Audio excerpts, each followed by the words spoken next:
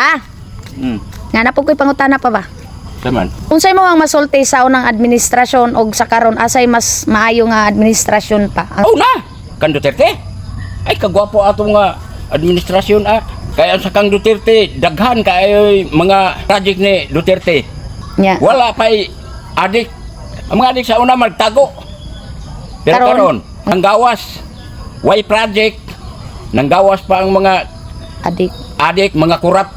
Ang COVID, o wala pa si Duterte, grabe daghan nagpatay. Dire lang sa Davao. Pero kay abtik kayo si Duterte mo kuan dahil sa para pang inject sa COVID, daghay na salbar. Mao na bilig kayo ko ni Duterte. Paminaw niyo mo pa kung kadto pang COVID karon nga administrasyon pa unsa kay may tabo sa mga tao pa? Hurot ang mga tao o kamatay.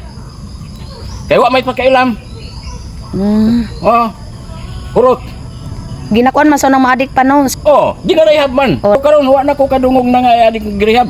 No, wala no. Oh, tiguang na magyud ko, nagpaniid magyud ko.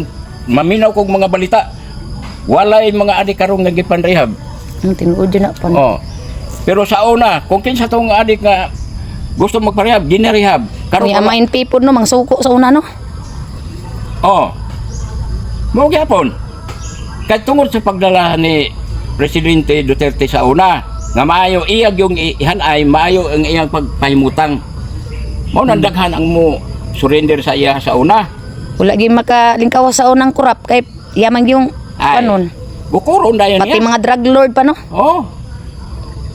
Mao na akong ikasulti. Magwapo gyud kayo si Duterte sa una nagdala diri sa kuan. Kung pwede pa lang ibalik sa tatay di kong pagka-presidente pa no. Maayo gani.